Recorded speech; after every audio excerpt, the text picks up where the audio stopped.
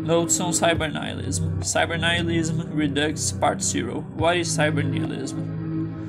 The current landscape of leftist and otherwise radical meme space is a clusterfuck of different beta ideologies. Generic anarchists and Marxist-Leninists are in no short supply, but several factors have led to the left, etc., finally catching up to the right in terms of having some kind of online presence. Even in 2017, much of this can be traced back to image boards, with a good deal of the memes and attitudes of the leftist period originating in a chance lefty poll board.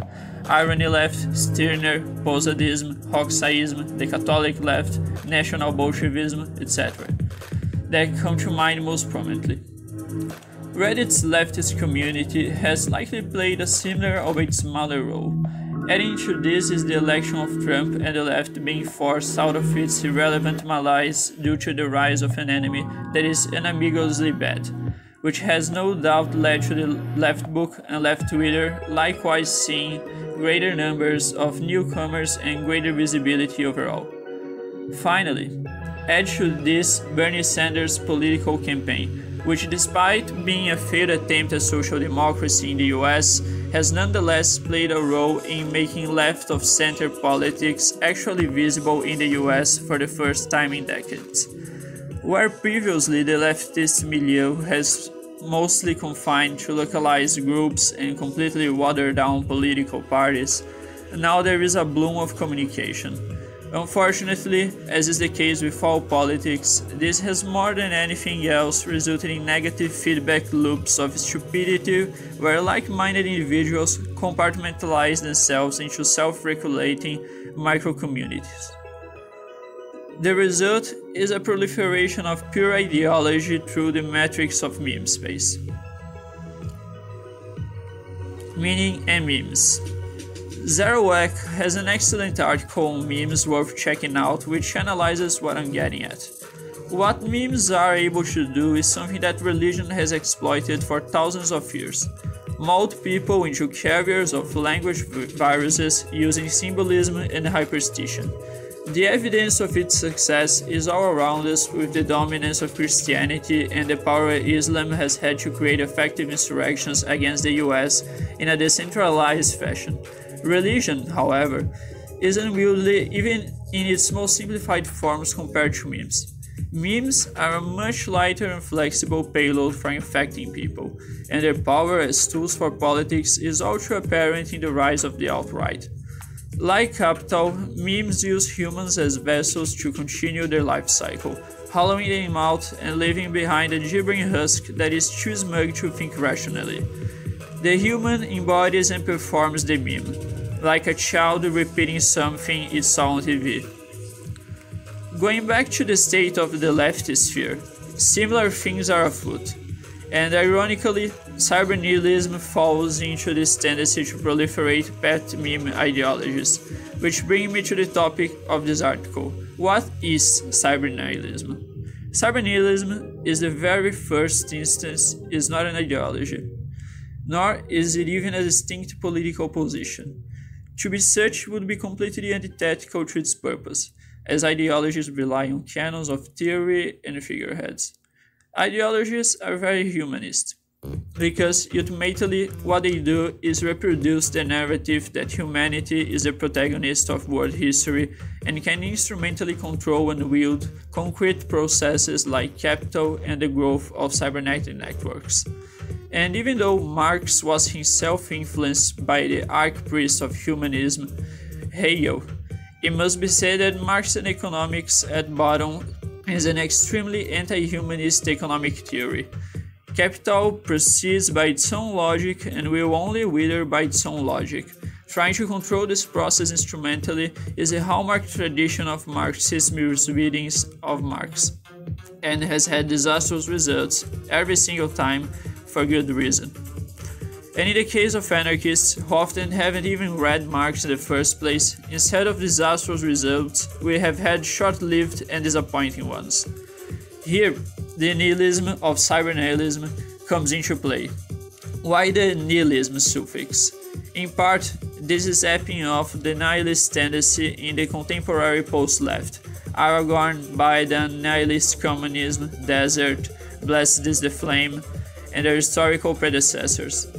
Contrary to uninspired readings of Nietzsche, or worse yet, existentialist thinkers, nihilism does not necessarily entail being a moppy philosophy undergrad.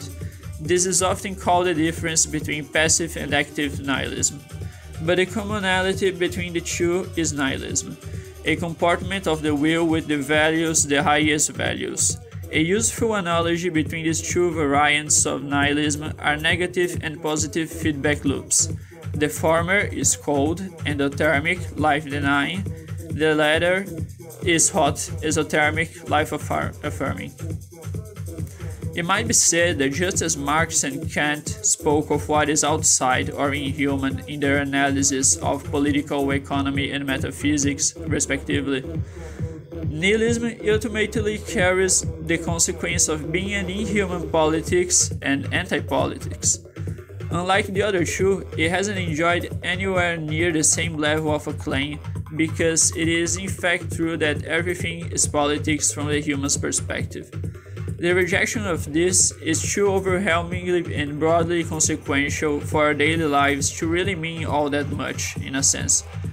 One can claim to be a nihilist, but will still act as though they are not. This is because no one can be a nihilist. Labeling oneself as such for anything other than convenience's sake is missing the point entirely. Nihilism is not an identity, but a condition. Nietzsche correctly diagnosed nihilism in the same way that one might diagnose an illness. It cannot be consciously chosen, but rather afflicts the spirit in the same way that a sickness afflicts the body or mind. I say conditions, therefore, in the sense that nihilism conditions the spirit in a certain way. For some, nihilism symptoms include suicidal thoughts and depression. For others, they include homicidal thoughts and mania. This is once again the difference between passive and active nihilism. Where does the violence go? Inward or outward? This is dependent on the individual, but regardless of who is afflicted, nihilism reveals itself through its performance in these symptoms. Ultimately, it can only end in death given enough time. Humans are poor conductors for nihilism and will wear out quickly. This is where the cyber of cyber-nihilism comes in. Species and systems.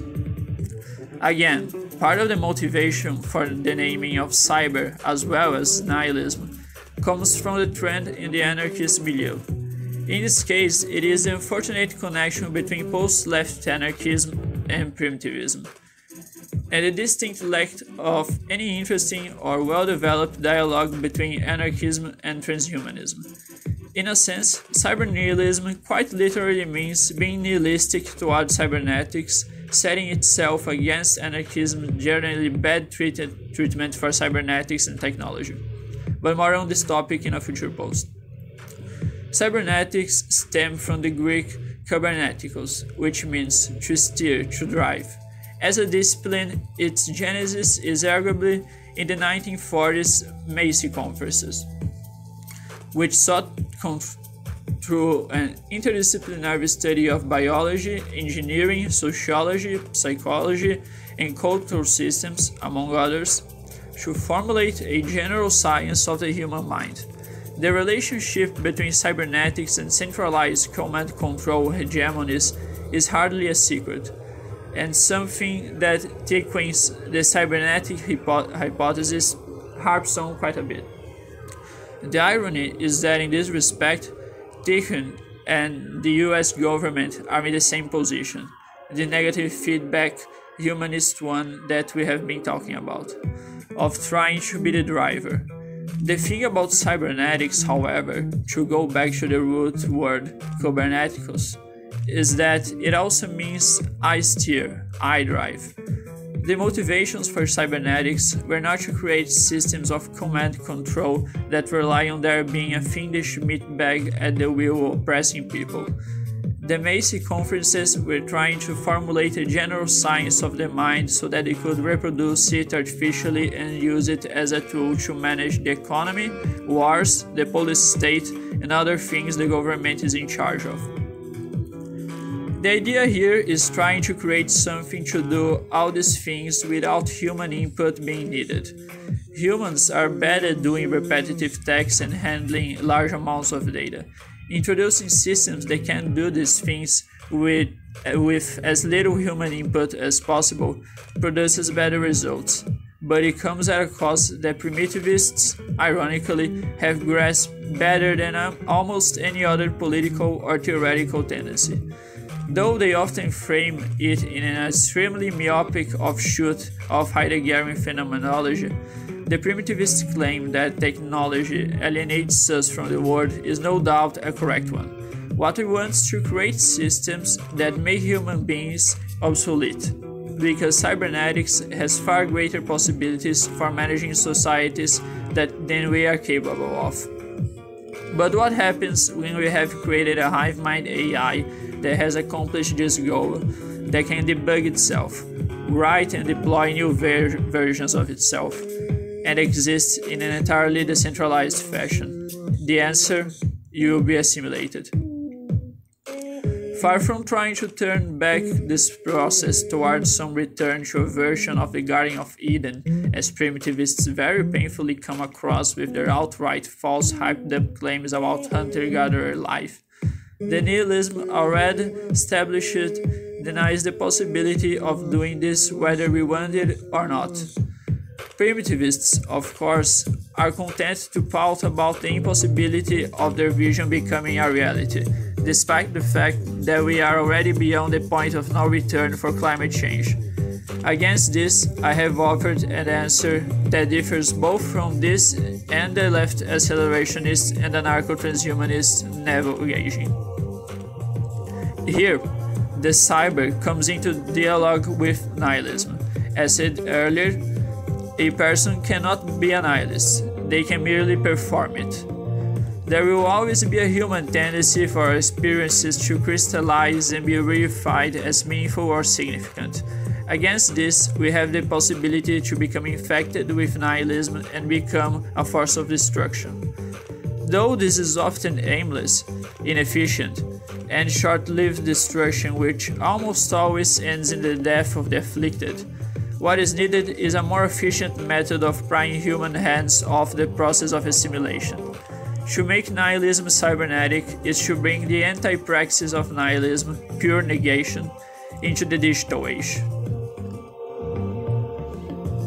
The burden of pure negation is not put on the individual or the affinity group, but rather is capturing protocols that can propagate themselves through memes, infecting other people and subsuming them into the hive mind.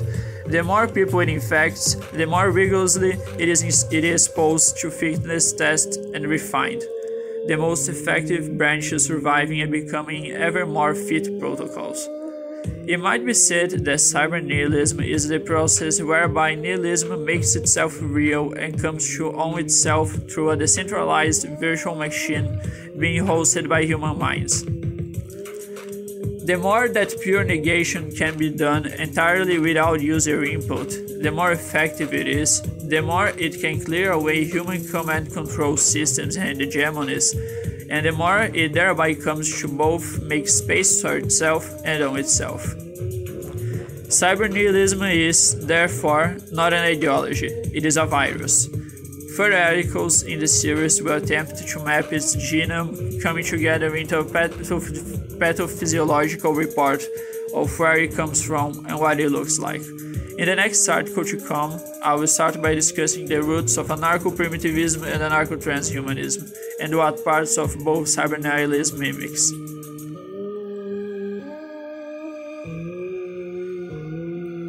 We will be assimilated.